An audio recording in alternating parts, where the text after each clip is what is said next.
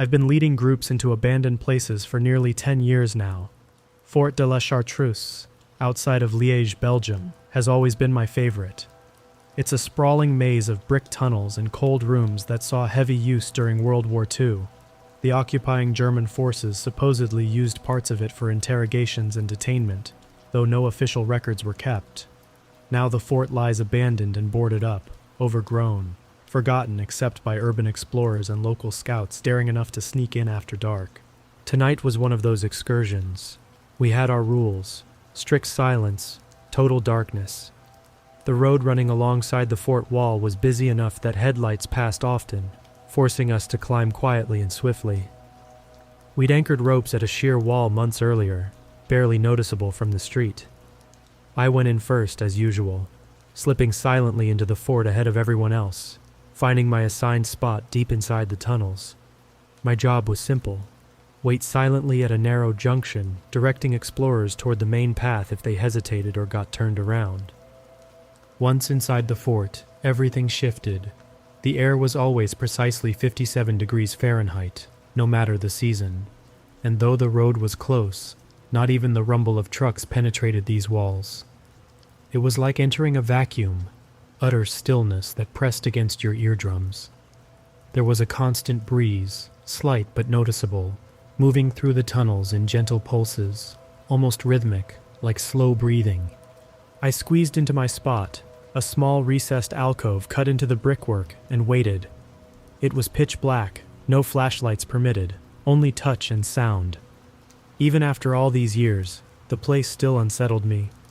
The tunnels were narrow, tight enough that I had to tilt my shoulders sideways in some passages. Sound bounced strangely here. Footsteps seemed to echo behind rather than ahead, the acoustics tricking you into believing you were being followed. You'd stop, and for a second, there would always be one extra step, a lingering echo that unsettled everyone. It must have been at least half an hour of silent waiting when I first saw the faint glow down the corridor. I frowned. Somebody had broken the rule. Matches, maybe, or a tiny lighter. The dim flicker bobbed gently, rhythmic, like someone slowly pacing. But as I watched it approach, I realized something strange. There were no footsteps. None at all. Just that wavering light moving smoothly down the hallway, impossibly silent.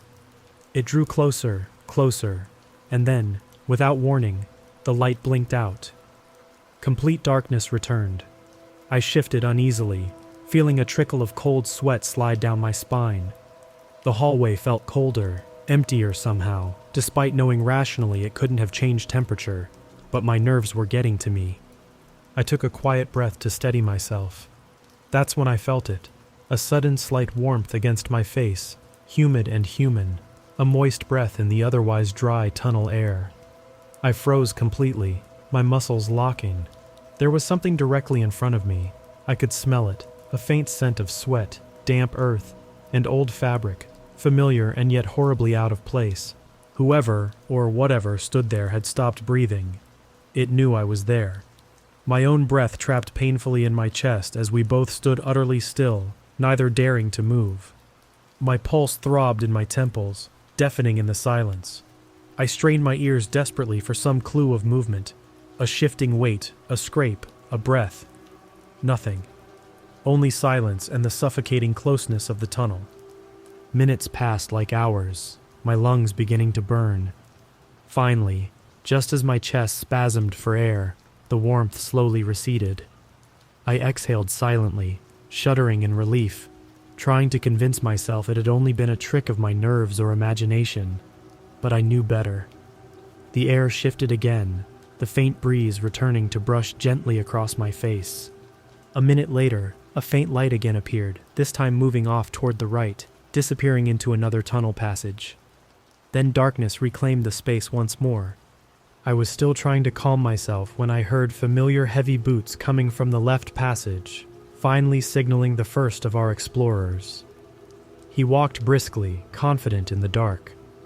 As he approached, I stepped forward slightly, whispering instructions, guiding him toward the proper corridor.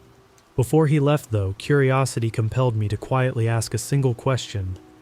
"Who was first inside tonight?" I murmured, already half knowing the answer, He paused briefly, his voice hushed but certain. No one. I was the first one in. My blood went cold, the certainty of his words chilling me deeper than the constant, oppressive cold of Fort de la Chartreuse. He moved on quietly into the dark, leaving me alone again, waiting for the others, with the unbearable sensation of eyes on me, unseen yet present somewhere deep within the tunnels. After that encounter in the narrow passage, I tried to dismiss it. My heart was still beating too fast, and each careful step echoed louder in my ears than before. Maybe it was just paranoia, or perhaps sensory confusion from the dark. Regardless, I didn't have the luxury to dwell on it. Not here, deep beneath Fort de la Chartreuse, guiding the rest of the group forward. We regrouped in what we called the chapel. It wasn't a real chapel, just a vaulted chamber with a collapsed ceiling, exposing patches of the night sky and scattering faint moonlight on moss-covered rubble. The others were arriving in small clusters, whispering nervously, some laughing off the adrenaline, others tense and silent. I decided to briefly mention what happened, just in case someone else had seen or heard something similar. When I did, a few laughed quietly, assuming it was some trick of the senses, but a few faces tightened, eyes flicking nervously around the shadowed chamber. I didn't push further. The dark played games after all, and even seasoned explorers could become unnerved down here. Then Celine, one of the newer explorers, stepped forward. Her voice was low, cautious. "There's something I found," she whispered. "A tunnel, just off the west corridor. It looked old, but I don't think we've ever seen it before." I frowned. I knew every passage in this fort, or thought I did, yet I couldn't place the tunnel she described. The group murmured quietly, curiosity tinged with caution. We agreed, hesitantly, to check it out. She led us down a familiar path until we reached a collapsed brick wall. Rubble partly cleared away, exposing a cramped opening into darkness. One by one, we squeezed through. Inside, the air was colder, staler, pressing down heavily on my shoulders. The tunnel was low and narrow, lined with bricks now slick with condensation. I ran my fingertips along them, catching something rough and jagged. We stopped to examine the walls. Names. Dozens of names etched crudely into the brickwork, alongside numbers, prisoner IDs perhaps. German names, dated from 1943 and 1944. The fort had always carried rumors of prisoners held during the occupation, but this was the first tangible proof I'd ever seen. Theo stepped up beside me, tracing a finger along the wall. His voice shook slightly. "My family name's here," he said quietly, pointing to a faded carving. "My grandfather was in the resistance. He was captured, held somewhere in Liège before escaping." A chill crawled over my skin. I tried not to think too deeply about what that meant. But as I looked further along, something caught my eye. Fresh marks, clearly recent, not softened by dust or age. Leaning close, I deciphered them easily, heart tightening painfully in my chest. "What is the light?" The scratches were frantic, uneven, almost desperate. Before I could speak, a noise echoed down the passage, a steady rhythmic thud of heavy boots. The group froze instantly. I shone my flashlight beam down the tunnel instinctively, revealing only empty darkness. The footsteps continued, growing louder, but there was nobody visible, no shape emerging from the blackness. Then the beam flickered and went out. In sudden darkness again, panic began rippling quietly through the group. Celine was breathing fast, whispering something fearful to the others. Theo gripped my arm tightly, holding his breath. Then we heard something else, a faint, steady breathing. It sounded as if someone stood directly behind us, a breath damp and audible. Yet when I turned, I felt only empty space and cold air. Theo pulled urgently at my sleeve, guiding me back toward the chapel. We stumbled through the narrow opening, trying not to run outright. Behind us, the breathing faded, but not entirely. It lingered, quietly present, following just at the edge of hearing. When we finally emerged back into the chapel, I bent over, trying to regain composure. That was when I noticed something new. A weathered leather notebook lying on the rubble. Clearly old, but somehow untouched by the moisture or mold covering everything else. Theo hesitated before picking it up, turning carefully through brittle pages until he reached the last written entry. dated April 1944. He shined a small penlight on the faded handwriting and began quietly reading. It no longer needs light to see. It moves with memory. It follows breath. Theo looked up at me slowly, eyes wide in horror. The sound of footsteps returned, slow, steady, purposeful, moving through the darkness towards us. My pulse thundered in my ears as the footsteps drew closer. They echoed through the chapel, deliberate and steady. The others began whispering frantically, but I raised my hand sharply, signaling absolute silence. Every sound mattered now, every breath counted. I motioned quickly toward the exit passage, and we moved as one, stumbling carefully through the darkness.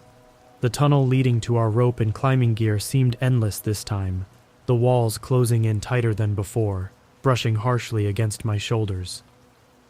When we finally reached the base of the wall where we'd left our equipment, I felt blindly for the rope, my stomach turning cold when my fingers grasped only empty air.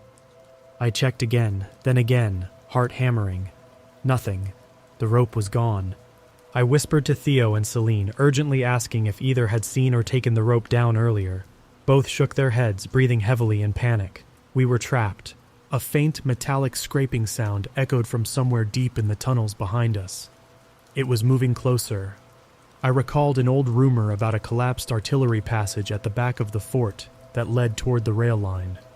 We'd never verified it, but now there was no choice. "There's another way out," I whispered hoarsely. "Follow me and stay quiet." We moved slowly, cautiously deeper into the fort, guided only by fingertips tracing along damp bricks.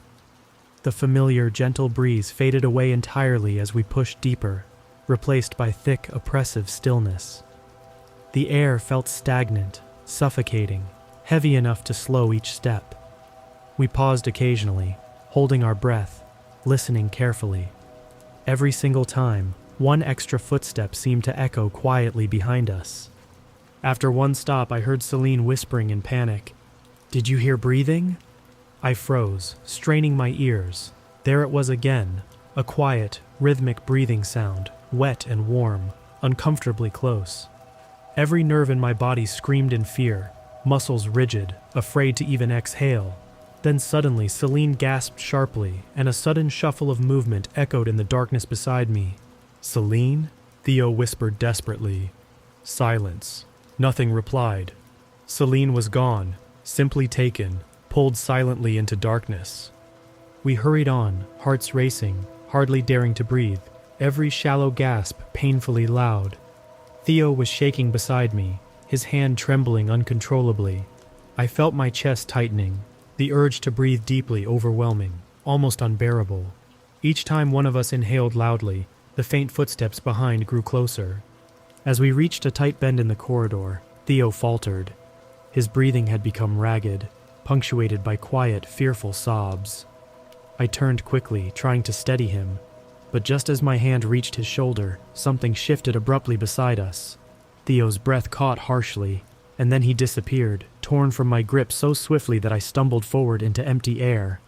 I held my breath, body rigid, muscles screaming with tension, listening desperately for Theo.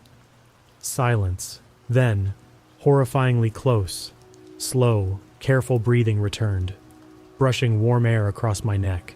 My skin crawled violently. I bit down on my tongue to stifle a scream, tasting blood. Carefully, inch by inch, I backed toward the passage, holding my breath tightly in my chest. Step by agonizing step, I navigated blindly forward, every second a battle against my body's desperate need for oxygen. My head spun from lack of air, lungs burning painfully. Finally, the tunnel turned sharply, and I felt cool night air rush against my face from somewhere ahead. In sheer desperation, I pushed forward blindly, shoulders scraping against jagged bricks, ignoring the pain, lungs about to burst. My hands grasped at moss-covered stone, and suddenly I was out, collapsing onto damp grass beneath an open sky. The air flooded my lungs painfully, sharp and cold. Gasping, shivering uncontrollably, I twisted around, staring wide-eyed back at the dark opening from which I'd emerged. Nothing followed me.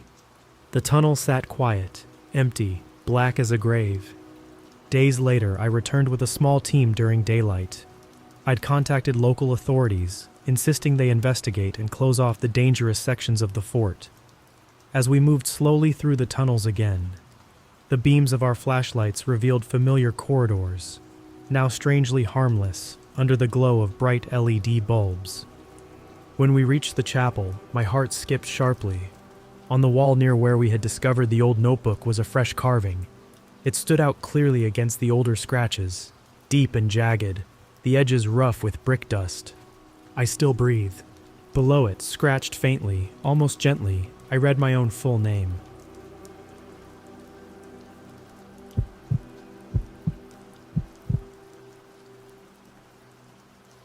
I've spent more of my life underground than I'd like to admit. It started as a teenage dare, exploring drainage tunnels, abandoned mines, and the forgotten corridors beneath our quiet town in northern Pennsylvania. My friends Trevor and Zeke were always with me, addicted to the rush of squeezing through tight spaces and the strange allure of places no one was ever meant to see. But over the years, adulthood happened, and our expeditions became rare. Jobs, families, responsibilities, life pulled us apart. It was Trevor who suggested one last exploration, a final nostalgic crawl. He mentioned a drainpipe he'd spotted a couple years ago in Wildcat Hollow, a remote forested area near Tioga State Forest. It had been poking out of a steep hillside, partially hidden by trees and bushes, forgotten and rusted. Curiosity reignited the fire, and we quickly agreed. The forest around Wildcat Hollow felt thicker than usual as we hiked in. It was late afternoon, with sunlight filtering weakly through a dense canopy. Moss-covered stones lined the ground, and the air carried that familiar damp, earthy smell we knew all too well. Finally, Trevor pointed ahead. I squinted to see a dull glint of corrugated metal, half buried and cloaked in vines. "This has to be it," Trevor said, clearing brush aside. Zeke looked hesitant but nodded. We unpacked our headlamps and tested them. The beams flickered weakly in the daylight, hardly comforting. Then, one by one, we crawled inside. The pipe was narrower than it looked. My elbows scraped against the rusted walls as I crawled on hands and knees. Immediately, the temperature dropped, the air heavy and stale. Within a few dozen feet, daylight had entirely vanished behind us. We were submerged in complete darkness except for the thin cones of our lamps illuminating bits of rust, grime, and cobwebs. "How far does this go?" Zeke whispered, his voice echoing weirdly. "About 600 feet to a junction," Trevor answered quietly, leading us deeper. I tried to focus only on the rhythm of crawling, ignoring how tight and oppressive the walls felt around me. We pressed on in silence, breaths loud and shallow in the enclosed space. The pipe seemed to narrow gradually, pushing down on my shoulders, squeezing until my heart pounded. Claustrophobia was always there, lurking, but something felt especially off this time. More than usual anxiety, deeper. Finally, after what seemed like forever, we spilled out into a larger concrete room, a junction point typical of storm drains. Circular walls stretched upward to a rusted manhole cover far above, dripping water forming puddles on the floor. I inhaled deeply, relieved to stretch out, and turned slowly, illuminating 3 smaller pipes branching off. "Looks like we've got options," Trevor said nervously. One pipe was marked with a faded splash of red paint, probably left by a maintenance crew decades ago. Another looked partially collapsed. The third was small but open, just barely wide enough to slither through on your stomach. Zeke eyed it warily. "I'm not sure," Zeke started. "Come on, Zeke," Trevor laughed softly, forcing enthusiasm. "We used to do way worse than this." Zeke hesitated, then sighed, giving in. "Fine, I'll lead this one, but if it gets any tighter, I'm turning around." "Deal," I whispered back, though something about the pipe unsettled me. A black tunnel impossibly narrow. Zeke went first, sliding onto his stomach. Trevor followed, then me. Within moments, the oppressive weight of concrete surrounded me again, closer than ever. Each breath tasted stale, mingling with rust and moisture. My elbows scraped painfully against gritty concrete, but I kept crawling, feeling trapped by my own choice. We made slow progress until Zeke suddenly stopped. "There's something here," he called back, voice echoing strangely. blocking the pipe. I think it's a dead animal. Can you get past it? Trevor urged impatiently. We can't exactly turn around here. I heard Zeke breathing quicker, shallow gasps of disgust. Oh God, I don't know. It feels gross. Warm. Warm. My stomach churned. Just go over it quickly, Zeke. He groaned, retching quietly. Fine, fine. I heard scraping as he crawled over, his voice panicky. Oh God, it's all over me. Hurry up. My heart pounded as I moved forward. In the dim circle of my lamp, I saw it, a dark, shapeless lump filling half the pipe. My stomach clenched. As my body brushed against it, I felt a sickening warmth, my fingers sinking slightly into the mass, fur-like and slimy. The smell hit me next, like rotten meat mixed with chemicals, burning my throat. I fought the urge to vomit and forced myself quickly over the foul obstacle. Trevor cursed softly behind me. What the hell is that? I don't know, I said weakly. Maybe a trapped raccoon or something. That thing didn't feel like a raccoon, Trevor whispered harshly. Jesus. Just keep moving, Zeke pleaded ahead, voice thin and shaky. We pressed forward deeper into the cramped darkness. My mind raced. Something wasn't right. Dead animals were common underground, but this felt different. It felt wrong. Zeke suddenly paused again, voice trembling. Guys, something's up ahead. It smells worse, like something died down here. I see a shape. A body maybe. My blood ran cold. Trevor began to whisper rapidly, terrified. We should turn back. Now.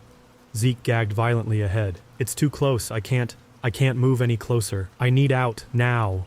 The pipe felt impossibly small, trapping us in darkness with that horrible smell. Whatever lay ahead wasn't something we wanted to see. Panic surged through me. Back out, I said urgently, fighting the desperation rising in my voice. We're done. No one argued. We scrambled backward clumsily, feeling trapped and vulnerable. As we passed the lump again, my lamp caught its wet surface, reflecting dark crimson mixed with clumps of black fur. My stomach turned violently. I hurried past, certain it moved slightly under my touch. No, it was just nerves. We reached the junction room again and climbed frantically back toward the original entrance pipe, squeezing desperately toward daylight. Sunlight poured through the opening as we crawled out, coughing and shaking, covered in that foul darkness. Never again, Zeke gasped, peeling off his shirt. Bloody residue clung to his skin, thick and foul-smelling. I stared at my own trembling hands. Agreed. We knew better now. Some things were better left buried deep underground. We stood for a while in the clearing outside the pipe, shaking, breathing fresh air like we'd forgotten how good it felt. The late afternoon sun was a welcome shock after the suffocating darkness. I tried to convince myself it was just a dead raccoon, something ordinary and explainable, but my gut wouldn't accept it. Whatever we had crawled over in that tunnel wasn't anything natural. Trevor rubbed his palms against his jeans, pacing anxiously. Zeke's face was pale, eyes wide with something close to shock. What the hell was that? Trevor finally broke the silence, voice shaking. He peeled off his jacket, revealing streaks of blackish-red sludge smeared along his arms. The same muck covered my own clothing, making my stomach twist again. Maybe, just an animal caught down there, Zeke muttered, sounding unconvinced himself. I glanced at the narrow pipe entrance. Animals don't usually feel warm like that. And the smell, it was wrong. Trevor grimaced, looking at his hands. I need to get this off me. We moved quickly down toward a stream nearby, trying to scrub off the grime. The water turned a rusty, oily red as it washed over our skin. Zeke was quiet, his breath shallow and shaky. We should leave, he whispered. Forget this ever happened. I agreed silently, but Trevor hesitated, looking back toward the pipe entrance. We never turned away before, he said quietly. This is supposed to be our last run. Are we really going to let it end like this? Zeke stared at him in disbelief. You didn't feel what I felt. You didn't see that thing ahead. It looked like a body, but worse. Trevor clenched his jaw. Maybe your eyes were playing tricks. We can't leave without knowing, I heard myself say, surprising even myself. The need to confirm what lay ahead was suddenly powerful. It gnawed at my rational thoughts. We need to be sure. Zeke looked at me sharply, fear mixed with disbelief, but Trevor nodded slowly. We go back. We see clearly what's down there, then we're done, forever. Zeke looked between us, hesitant, before reluctantly agreeing. The dread in my gut deepened as we approached the pipe again. We squeezed back inside, the tunnel colder this time, air thicker. It was harder now, knowing what waited ahead. Still, we crawled forward, our breathing rapid and ragged. When we reached the junction room again, the dripping water echoed louder, the space darker somehow. Zeke stared silently at the narrow pipe ahead, visibly shaking, but he crawled forward again, driven more by grim determination than curiosity now. I followed, feeling trapped once more, the darkness pressing from all sides. After several long minutes, Zeke froze, whispering back urgently, "The smell's worse. God, it's awful. I can't breathe." We were close enough now that I smelled it too, a putrid odor, thick with decay, chemical-like and burning my throat. Nausea gripped me instantly. "I see it clearly," Zeke hissed, barely audible. "There's something sitting up ahead, against the wall. It looks human." "Are you sure?" Trevor whispered frantically behind me. "Yes, but the arms are too long, twisted weirdly. It's slumped like it's dead." Zeke's voice was panicked now, higher-pitched, strained. "We have to get out, now!"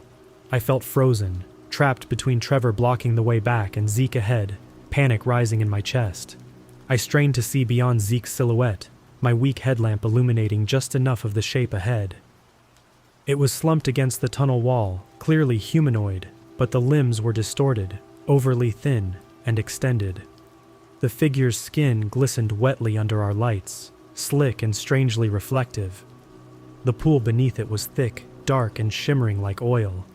My stomach lurched again as the smell intensified. "Go back," I urged quietly. "Now." We began scrambling backward in clumsy, terrified bursts, the tight pipe making movement difficult. My heart hammered painfully. Trevor cursed rapidly behind me, breath shallow. I could hear Zeke whispering urgently to himself, words unintelligible. As we reached the mass again, the thing we had crawled over, I paused instinctively. My beam flickered over it once more. My breath caught sharply, its surface quivered slightly, something shifting just beneath the blackened, matted fur.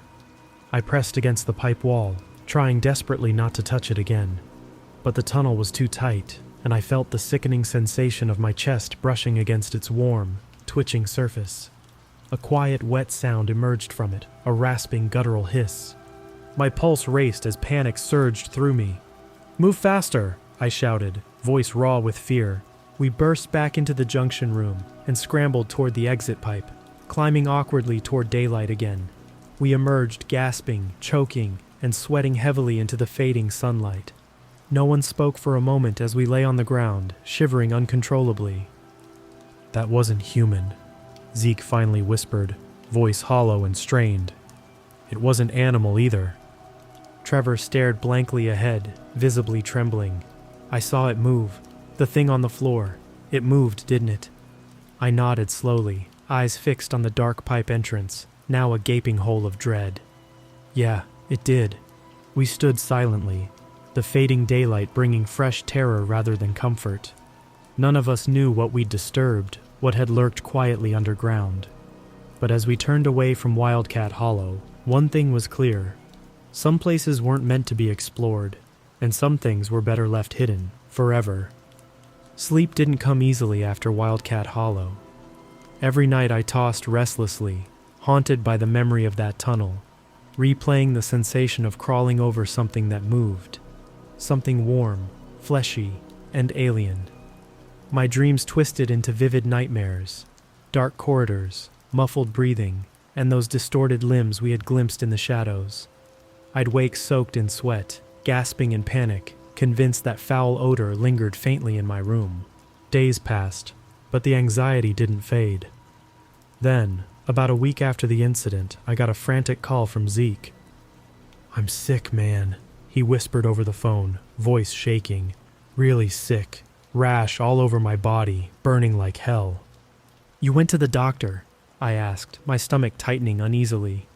"They're running tests. Some kind of chemical exposure, infection. No one knows yet. Trevor has it too, but not as bad. His voice faltered. Do you have anything?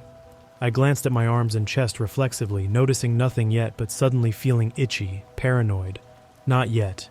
Maybe it's because you guys touched it first. God, I hope so, Zeke murmured. Stay safe. Whatever that thing was, it wasn't right.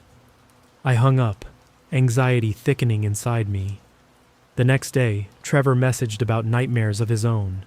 Visions of crawling through tunnels that narrowed until the walls pressed tight, and something faceless dragged itself toward him through the dark. My own nightmares intensified, filled with whispers and scratching noises I couldn't escape. After days of trying to ignore it, curiosity won out. I decided to dig deeper, desperate for some kind of explanation.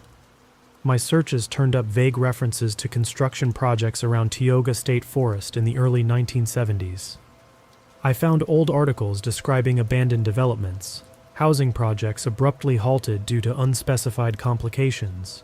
Contractors had fled the site, reports said, mentioning underground issues, hazards the county quietly buried.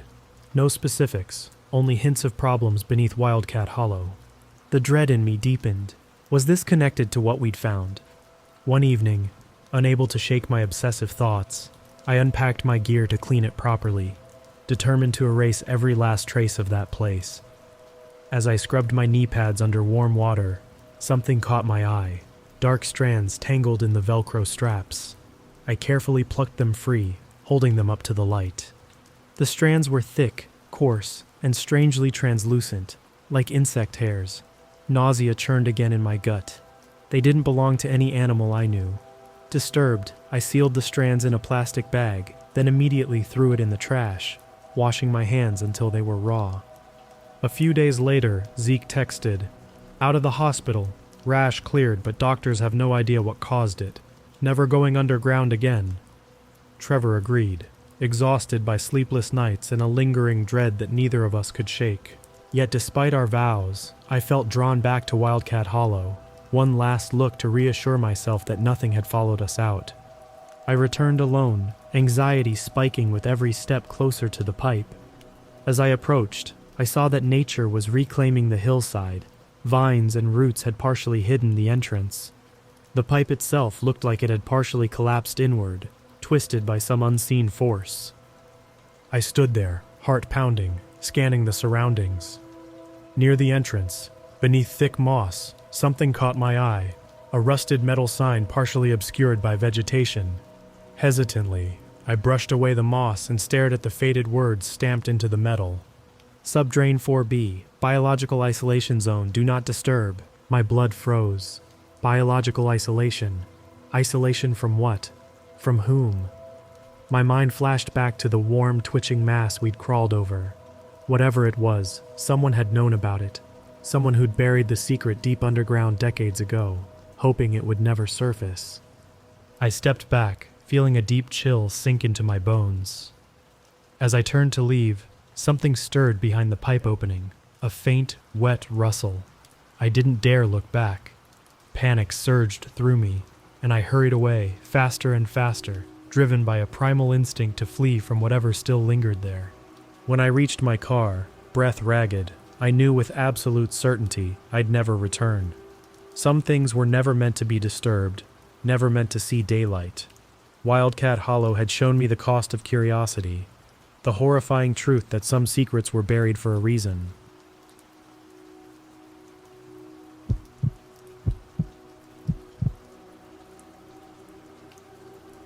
As a glaciologist, my fieldwork often took me to the most isolated and harsh landscapes Iceland had to offer. That September, my assignment brought me to Langanese, a remote, windswept peninsula stretching into the Arctic Ocean like a weathered finger pointing to nowhere. The nearest paved road was 10 kilometers away, civilization even farther. My home for weeks had been a modified Land Rover Defender, crammed with field equipment, dried meals, and topographical maps. Most of my days were consumed with trudging through cold, sodden terrain, taking measurements, and documenting erosion patterns along the coastline. One particularly gray afternoon, while referencing an outdated survey map, I spotted something unusual. A tiny rectangular marker labeled simply Farm. Curious and mildly bored, I decided to investigate. After nearly an hour's hike through misty bogland and brittle moss, the farmhouse appeared, small and stark, perched atop a bluff overlooking the lead-colored sea.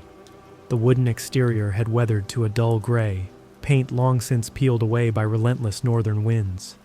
The structure looked abandoned, forgotten by time, but despite its obvious age, it was strangely intact, without the typical signs of vandalism or graffiti that often marred remote buildings. I approached cautiously, my boots crunching through coarse grass and sheep bones bleached white by years in the sun. The farmhouse's silence seemed absolute. As I reached the front door, a mild unease settled in my gut, a familiar sense of vulnerability that comes from being utterly alone in the wilderness. Inside, the air felt heavy, cold, and stale. The interior was sparse, old wooden furniture, dusty floors, and pale walls bare save for a faded homemade poster taped above a rusty stove. Squinting in the dimness, I read the text. Family Gathering, 1982. Beside the stove lay a pile of sheep ear tags, yellowed and brittle, relics of a forgotten past. The kitchen smelled faintly of mold and sea coal. Intrigued by the peculiar preservation, I began taking photographs, documenting the strange assortment of household items left behind. A kettle, a chair with a broken leg, and a framed family photo. In the stillness, each camera click echoed softly, breaking the quiet like stones thrown into still water. I eventually turned toward the narrow staircase tucked into the corner of the main room. Dust covered the steps thickly, undisturbed for decades. As I placed my foot on the first step, the wood groaned beneath me, startlingly loud against the house's deep silence. I hesitated, holding my breath, listening intently. Nothing.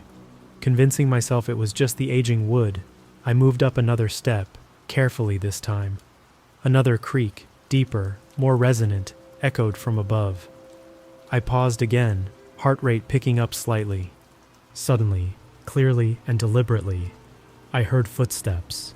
Slow, heavy steps pacing across the floorboards directly above me. I stood frozen, my rational mind frantically trying to explain away the sounds. It was impossible that anyone else was here.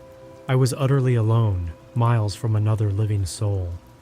Yet there they were, unmistakably human footsteps. Then came a loud thud, forceful enough to vibrate through the ceiling and down my spine. My instincts took over. Rational thought abandoned me, replaced by raw, primal fear. I spun around, leaping down the stairs in 2 strides, nearly tripping as adrenaline surged through my veins. Bursting out the front door into the cold afternoon air, I ran without looking back, legs pounding through moss and marsh until my lungs burned and I finally reached the defender. I threw myself inside, locked the doors and sat panting, watching the distant farmhouse through the windshield. It stood silent and still, offering no answers. When I finally calmed enough to inspect my camera's photographs, my fingers trembled. Flicking through images, I paused at the last picture, taken just before I ascended the stairs. At the very top of the staircase, blurred yet unmistakably present, was a dark silhouette. Someone or something had been watching me. I spent a restless night parked far from the farmhouse, wrapped in my sleeping bag inside the Defender. The rhythmic drumming of rain and the shrill whistle of wind battered against the vehicle's roof, keeping sleep distant and uneasy. By morning, the storm had subsided, but the cold persisted, creeping through the gaps in the windows. Shivering, I tried turning the key in the ignition, desperate to move farther away from that place. But the engine only sputtered helplessly, refusing to start. My frustration mounted with each failed attempt, accompanied by the sinking realization that without cell service and miles from civilization, I had few options. After half an hour of futile efforts, I resigned myself to the grim reality. I needed supplies to attempt repairs. Tools, wiring, anything salvageable from that abandoned farmhouse would be better than nothing. Every rational part of me protested the idea of returning, yet desperation made it impossible to ignore. Steeling myself against lingering anxiety, I trudged back through the damp, cold landscape toward the farmhouse. My boots squelched loudly through the waterlogged earth, and with each step closer, tension tightened in my chest. As the structure reappeared through the mist, it felt more forbidding than before, colder somehow, though the temperature hadn't changed. Its dark windows reflected nothing but gray skies, revealing no hint of what waited inside. Taking a deep breath, I stepped once again through the creaking front door. Inside, the chill bit deeper than before, seeping into my bones. The air had grown heavy with moisture overnight, and the faint metallic scent that I'd noticed yesterday was now stronger, mingling unsettlingly with the smell of mold and decay. Carefully, I moved toward the staircase again, eyes darting between shadows. I knew the upper floor would be my best chance at finding spare wiring or scrap metal. On the second floor, my flashlight illuminated several small rooms, empty except for scattered debris and dusty sheets draped over broken furniture. In one room, burn marks formed strange spiraling patterns on the walls, stark and deliberate.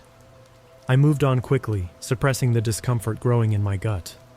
In the hallway, peeling wallpaper caught my attention. Beneath the faded paper, deep carvings marred the wooden planks, etched crudely in circular designs and overlapping spirals. The gouges looked frantic, almost obsessive.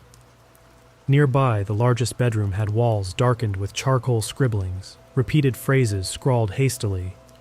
"They are in the attic. He watches at night." My pulse quickened, and my throat tightened. The cryptic phrases amplified the unease I'd tried to suppress. I moved backward into the hall, glancing upward instinctively. That's when I noticed the attic hatch in the ceiling, slightly ajar. A narrow gap of darkness yawned open, and I felt certain it had been shut when I fled the previous afternoon. As I stood staring, paralyzed by dread and uncertainty, I heard it again, the low, dragging scuffle directly above me. A heartbeat later, another heavy, deliberate thud shook the ceiling boards, sending dust drifting slowly down into the beam of my flashlight. Panic surged. I spun toward the staircase, determined to escape before whatever was up there decided to come down. But as I reached the stairs, my feet froze. The wooden steps, previously thick with undisturbed dust, were now covered in fresh tracks. Bare footprints, smeared in mud, descended step by step toward the lower floor. The prints were too large to belong to a child, the soles broad and flat, each one perfectly formed. They ended abruptly at the base of the stairs, as if whoever had left them simply vanished or stood waiting, unseen. Heart hammering in my chest, I edged forward, fighting the impulse to sprint wildly and risk falling. Each step down the staircase felt like a lifetime, my breath coming in shallow gasps as I scanned the room below. Empty, silent, yet charged with an oppressive sense of watchfulness. Stepping onto the ground floor, I bolted for the door, stumbling out onto the bluff. My eyes rose involuntarily to the attic window, drawn by an unshakable feeling of being observed. Behind the dirty glass, for a brief, terrible moment, I glimpsed movement, a shadow shifting just out of sight. Turning away sharply, I ran back toward the vehicle without hesitation, refusing to glance back again, no longer caring about repairs or solutions. My only thought now was to get as far away as possible from whatever lived unseen in the dark spaces of that farmhouse. The storm returned in earnest, fierce gusts pelting the Defender with rain and salt spray from the nearby ocean. For hours I sat huddled in the cold, periodically turning the key, hoping the engine might finally sputter to life. It never did. Darkness closed around me, the oppressive blackness broken only by the feeble glow of my flashlight. As temperatures dropped, reality set in. I was trapped, exposed, and rapidly losing options. Despite every fiber of my being urging me not to, I knew the farmhouse was my best chance for shelter. Gathering a few essentials, flashlight, extra batteries, water, I forced myself out into the wind-whipped night and began the agonizing trek back to the house. Each step felt heavier than the last, an instinctive dread building relentlessly inside my chest.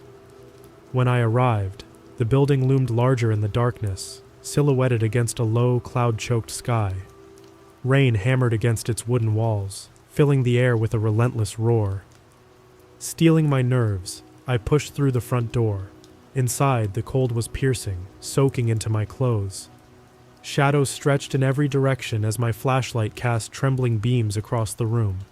I hesitated near the staircase, remembering the muddy footprints in the attic above. My heart pounded at the thought of climbing those stairs again, but curiosity and fear had merged into a stubborn need for answers. Slowly, step by step, I ascended, senses straining for any hint of sound. On the second floor, I paused beneath the attic hatch, forcing my breath into slow, steady rhythms. Reaching upward, I gripped the wooden panel and tugged it open. The hatch swung downward, revealing a pitch-black void above. I shined my flashlight upward, illuminating narrow wooden rafters and thick beams tangled with cobwebs. Climbing carefully into the attic crawl space, I inhaled sharply. The beam of my flashlight landed on something disturbing tucked away in the far corner. A small, burned mattress blackened by soot and time. Crouched down, I leaned forward for a closer look. Resting atop it was a bundle wrapped tightly in wool fabric and rusted barbed wire. A sinking dread filled my gut. Gingerly pulling the cloth away, I recoiled sharply. Inside lay a collection of charred bones, small, brittle, and undoubtedly human. My breath came in rapid, shallow gasps as I backed away, accidentally kicking something solid. A weathered leather notebook lay half hidden under the mattress. Hands shaking, I opened the pages. Damp and mildewed, the handwriting was difficult but not impossible to decipher. I skimmed entries from someone named Thorvaldur, dated decades earlier. The earliest pages described mundane farm life, but the tone soon darkened into despair and paranoia. I cannot leave. They refuse to let me go. I hear them whispering from above. I've burned them again and again, but they always return. Feeding them has done nothing. They demand more. The final page was a frantic scribble, repeating a single desperate line. They never leave. I shut the notebook sharply, a cold sweat tracing my spine. Suddenly, I heard movement. A distinct, unmistakable shifting from the darkest corner of the attic, just beyond my flashlight's beam. Turning quickly, my heart surged into my throat as the attic hatch slammed shut behind me with a violent crash. I scrambled across the floorboards, pulse roaring in my ears, hands desperately clawing at the hatch. It wouldn't budge, locked inexplicably tight from beneath. Then another sound reached me, a low, scraping movement growing louder, closer. Fueled by pure panic, I kicked at the hatch repeatedly, each impact reverberating through my bones. Finally, the wood splintered, cracking open enough for me to shove it aside. Dropping through the gap, I crashed onto the hallway floor, flashlight spinning away into darkness. Stumbling to my feet, I sprinted through the farmhouse without stopping, pushing blindly through the front door and into the furious storm. Wind lashed at my face as I sprinted toward the distant road, not daring a glance behind. After 2 days of wandering, cold and nearly delirious, I was finally rescued by a road crew surveying storm damage. Weeks later, back in Reykjavik, I attempted to recover my photographs. The files from inside the farmhouse were corrupted, blank. Nothing remained of my nightmarish encounter. Obsessed with finding some explanation, I posted on an Icelandic history forum. Days later, a local historian replied with a chilling message. That farmhouse burned down completely in the mid-1980s. Only ruins remain. There's nothing left standing on that bluff. Unable to believe it, I checked satellite images again and again. The maps confirmed his words. Nothing was left but a weathered stone outline swallowed by grass and wind. Yet in my dreams, I still see it clearly. That farmhouse, alone on the bluff, and the dark attic window staring silently back.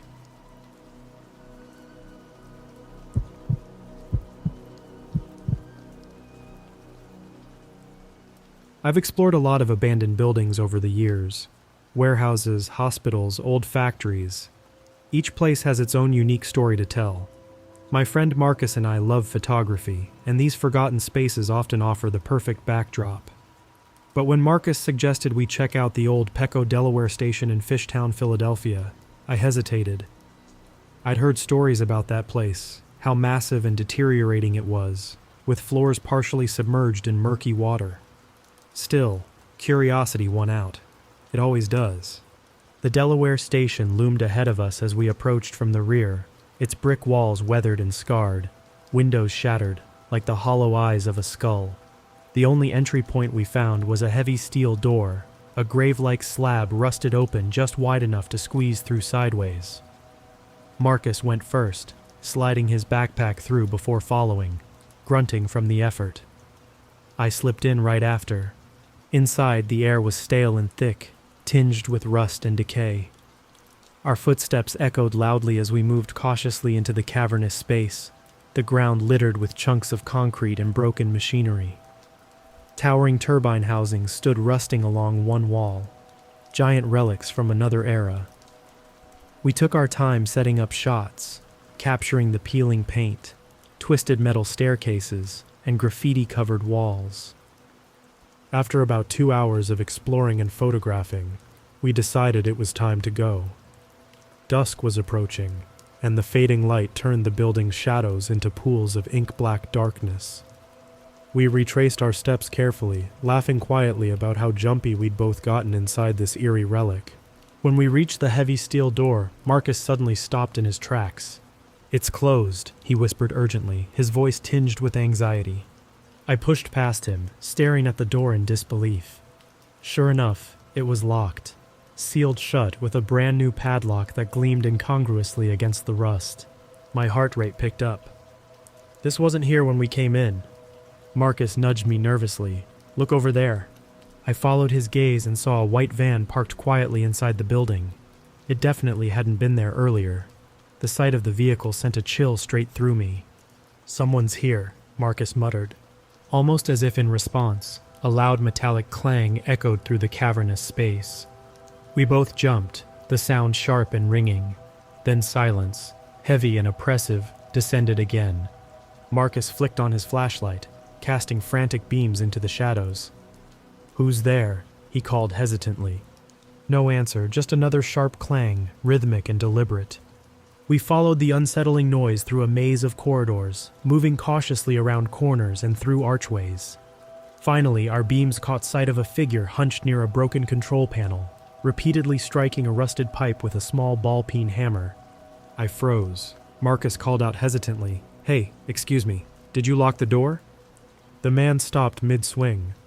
He turned slowly toward us, revealing a gaunt face, pale and grimy, his eyes wide and unsettling in the flashlight beam. His mouth curled into an odd, humorless grin. "Yes," he said simply, his voice scratchy, almost amused. I stepped forward slightly, struggling to sound calm. "Can you please unlock it? It's the only way out." His smile faded abruptly. "No," he growled, low and threatening. Marcus cleared his throat, his voice trembling slightly. "Look, if you don't unlock it, we'll call the police. You can't just—" The man abruptly raised the hammer, his knuckles white from gripping it tightly. "You kids better leave this building quick," he snarled. The menace in his voice was undeniable. Fear exploded inside me. Without another word, Marcus and I turned and ran blindly back the way we'd come, the man's chilling laughter echoing behind us. We sprinted deeper into the building, pulse hammering in my ears, flashlight beams darting frantically around as we descended toward the pitch-black, partially flooded lower floors, desperately hoping to find another exit. The shadows seemed to deepen with every step, and the echoes of our footsteps sounded louder, sharper. Behind every corner, I half expected to see him standing there, waiting with that hammer raised, ready to strike. We stumbled down the stairs, breath ragged, hearts thumping painfully in our chests. Marcus's flashlight beam danced erratically over rusted metal rails and stained concrete walls, leading us deeper into the building's belly. Each turn took us further away from the man with the hammer, but deeper into darkness and uncertainty. My throat felt tight, my hands clammy. "Think he's following us?" Marcus whispered, his voice unsteady. I listened intently, pausing for just a moment. The silence felt absolute, broken only by the steady drip of water somewhere ahead. "I don't know," I finally said, "but we need to keep moving." We pressed on through corridors that gradually sloped downward, the air growing colder and more humid. The floors beneath us grew damp, slick with condensation. Soon, shallow pools of water appeared, collecting in cracks and uneven dips in the concrete. Marcus shone his flashlight down a long corridor and swallowed hard. It's flooded. Ahead lay a passage partially submerged in stagnant water. A faint, acrid smell hung in the air, making my stomach churn. We hesitated, glancing nervously behind us. The way back was blocked. The only option was forward. Taking a deep breath, I stepped into the water, cringing as it filled my shoes and rose swiftly to my ankles. Marcus followed reluctantly, murmuring curses under his breath. Each step stirred the thick muck beneath, releasing a musty, sulfurous odor. My imagination ran wild. I tried not to think about what might be lurking unseen beneath the murky surface. "Something brushed my leg," Marcus whispered suddenly, his voice sharp with alarm. He froze, flashlight beam wavering. "It's probably nothing. Just keep moving," I urged quietly, fighting the urge to panic. Ahead, a doorway led into a room cluttered with ancient equipment, now rusting and decayed. Marcus's flashlight swept across the walls, revealing graffiti intermingled with strange symbols I didn't recognize, sharp lines, circles, and jagged angles. I'd seen plenty of tags before, but these marks felt intentional and unsettling. Marcus stopped abruptly, his flashlight fixed on a cluster of small objects arranged neatly atop an old metal table. I joined him, staring down in confusion. Spread across the surface were various items: wallets, cell phones, car keys, a wristwatch. My stomach twisted uncomfortably.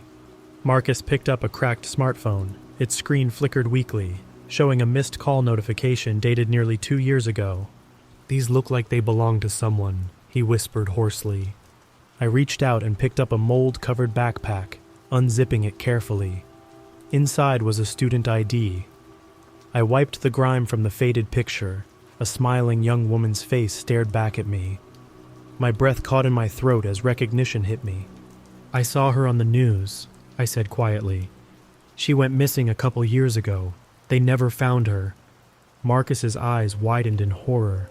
We exchanged a silent, dreadful look, both of us realizing simultaneously that these items hadn't simply been lost. They had been taken. A sudden sound echoed through the hallway behind us, sharp and metallic, the unmistakable clang of metal striking concrete. Marcus jerked his flashlight toward the door we'd entered through, his hand shaking. The sound came again, closer this time. Heavy footsteps splashed through the flooded corridor behind us, deliberate and relentless. Panic surged through me like electricity. "Go now," I hissed urgently. We bolted from the room, water splashing wildly around our legs as we ran deeper into the building. Marcus's flashlight beam bobbed chaotically, illuminating shadowy corridors filled with debris and rusted machinery. My lungs burned with exertion and fear, the taste of panic bitter in my mouth. We rounded another corner, then another, before reaching an old rust-stained maintenance door set into the concrete wall. Marcus grabbed the handle and pulled hard, but it didn't budge. I pushed against the metal frame with him, muscles straining, desperately trying to force it open. Behind us, the footsteps slowed, then stopped altogether. A voice drifted from the darkness, low and almost whispering. "You shouldn't have come this far down." I felt my body seize with terror as Marcus and I pushed desperately against the rusted door.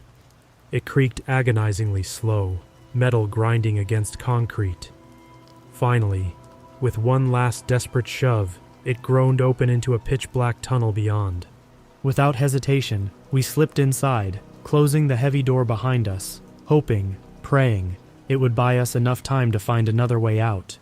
The tunnel stretched into pitch darkness, the air thick with mold and the lingering odor of decay. My headlamp flickered weakly, barely illuminating the narrow concrete corridor ahead. Marcus followed closely, his breathing ragged, each footstep echoing sharply off the walls. Behind us, the heavy metal door remained shut, but I couldn't shake the feeling that at any moment it might swing open, the old man appearing with his hammer raised high. We pressed forward, adrenaline driving us on through twists and turns that felt like a maze beneath the power plant. Every few steps, I glanced over my shoulder, half expecting a silhouette emerging from the shadows. Each time there was nothing, just darkness swallowing the beam of Marcus's flashlight. Ahead, the floor dipped suddenly, descending into a stairwell littered with rusted debris and chunks of concrete. Water dripped steadily from the ceiling, pooling at the bottom of the steps, forming a stagnant, filthy puddle. Marcus's flashlight illuminated a hatch set into the floor, crusted with moss and corrosion. It looked like it hadn't been opened in decades. "Help me," Marcus whispered urgently, his voice trembling. He knelt beside the hatch, gripping the rusted handle and pulling with all his strength. I joined him, fingers slipping against the cold metal, desperation fueling every movement. Behind us came a sound that made my blood freeze, the slow, wet slap of bare feet moving steadily across the concrete. The footsteps sounded distorted, uneven, nothing like the purposeful strides of the man with the hammer. Marcus froze, staring wide-eyed into the darkness behind us, his flashlight wavering unsteadily. "What is that?" he hissed, voice breaking. "I don't want to find out," I said through clenched teeth. "Pull." Together we strained, muscles burning, panic growing as the footsteps drew closer. Finally, the hatch gave way with a sudden grating screech, revealing another dark passage below. Marcus dropped through immediately, landing roughly on damp ground below. I followed, pulling the hatch closed behind us as quickly as I could. We found ourselves in a partially collapsed loading area. Rusted machinery lay strewn about, partially buried beneath piles of bricks and splintered wood. The air here was fresher, hinting at freedom nearby. Marcus pointed frantically toward a sliver of fading daylight visible through a gap in the collapsed wall. "Over there!" We scrambled over rubble, scraping palms and shins on jagged metal and broken concrete, desperate now to reach the outside. The gap was narrow, barely large enough for us to squeeze through, but we forced ourselves through anyway, jackets snagging, skin tearing against the sharp edges. Finally, we emerged, gasping, into a dim, weed-choked alley behind the power plant. Cool air filled my lungs, painfully sharp but incredibly welcome. Marcus bent over, hands on his knees, coughing violently. I leaned against the building's crumbling exterior, breathing hard, my entire body shaking with exhaustion and fear. When I raised my eyes again, my stomach sank. Across the alley, parked facing toward us, sat the same white van from inside the power plant. Standing beside it was the old man, hammer still in hand, watching us silently. His expression revealed nothing, no anger, no urgency, only a chilling stillness. He didn't move forward, didn't call out. He just watched us with those cold, unsettling eyes. Marcus straightened slowly, noticing him too. Without a word exchanged, we backed slowly away, eyes never leaving the figure at the van. He made no attempt to follow, nor did he shift his stance. He simply stood there, hammer dangling loosely by his side, watching as we stumbled backward into the fading twilight. We didn't stop moving until we reached the main street, illuminated by streetlights and passing cars. Only then did I realize how badly I was trembling. Marcus looked pale, shell-shocked, his eyes wide and haunted.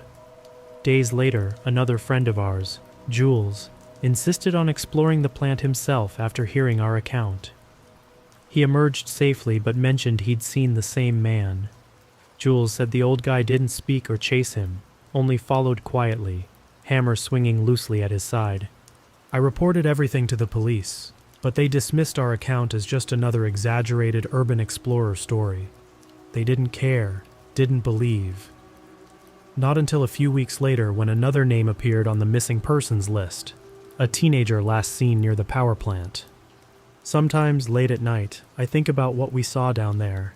The scattered belongings, the strange symbols on the walls, the figure that moved quietly behind us in the flooded halls, and I wonder how long that man has been inside that building, and what else might still be lurking within its dark, hidden depths.